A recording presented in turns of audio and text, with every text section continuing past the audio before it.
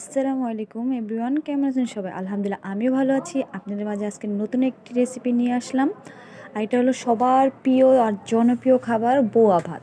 এটা বেশিরভাগ মানুষই চিনে আর খেয়ে থাকে। এটা খুবই ভালো লাগে। দেখেন আমি কিভাবে রান্না করি, আমার কাছে খুবই ভালো লাগে। এই তো আমি প্রথমে কড়াই পাতিলায় তেল বসিয়ে গরম করে নিয়ে এখন আমি তেজপাতা, তারপর শুকনো মরিচ ছিঁড়ে দিয়ে দিলাম।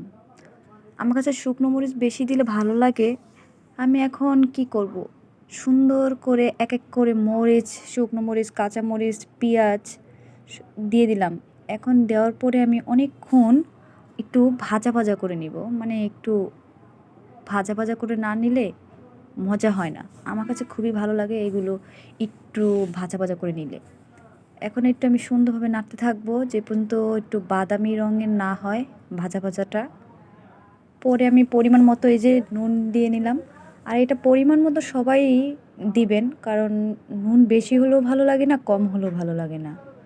হ্যাঁ, আমি পরিমাণ মতন দিয়ে দিলাম। আমার চাল যতটুক নিয়েছি সেইভাবেই দিয়েছি। ওই পরিমাণ মতোই আমি লবণ দিয়েছি। এখন আমি আস্তে আস্তে আমি চালগুলো ঢেলে দেব সুন্দর করে। এই যে আমার চাল ধুয়ে রাখা চালগুলো আমি এখন সুন্দর করে দিয়ে দিলাম। সবগুলো দিয়ে সুন্দরভাবে ভালোভাবে নাড়াচাড়া করতে হবে। আর যত নাড়াচাড়া করবেন আর যত কষাবেন তত ভালো লাগে। এবার আপনি বোয়া ভাত হোক, ভুনা খিচুড়ি হোক, যাই হোক, যত কষাবেন তত স্বাদ আসবে। আমিও এই যে সব চাল দিয়ে এখন অনেক সুন্দর করে ভাজা ভাজা করব, একটু ভাজা ভাজা মানে কষাই নিব। আর আমার কাছে ভাজা ভাজাটা খুবই ভালো লাগে। আমি অনেকক্ষণ ভাজা ভাজা করার পরে আমি পরিমাণ মতো পানি দিচ্ছি অল্প অল্প করে, কারণ এটা তো বোয়া। আর আমি সব কিছু পরিমাণ মতো দিই, না হলে বেশি হয়ে গেলে তো সমস্যা।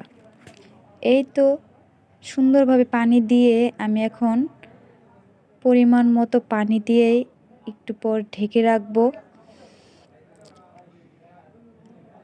আমি পরিমাণ মতো পানি দিয়ে যে ঢেকে রেখে আমি এখান থেকে আবার আলু ছিলে আলু ভর্তাটা বানিয়ে নেব। আপনারা দেখতে থাকেন সুন্দর করে। আলুগুলো আমি আগে সিদ্ধ করে নিয়েছিলাম, সব তো আর ভিডিও করা যায় না। এই তো কত সুন্দর করে আলু ভর্তা বানিয়ে ফেলছি। অবশ্যই আপনাদের দেখে জিভে পানি এসে পড়ছে, তাই না?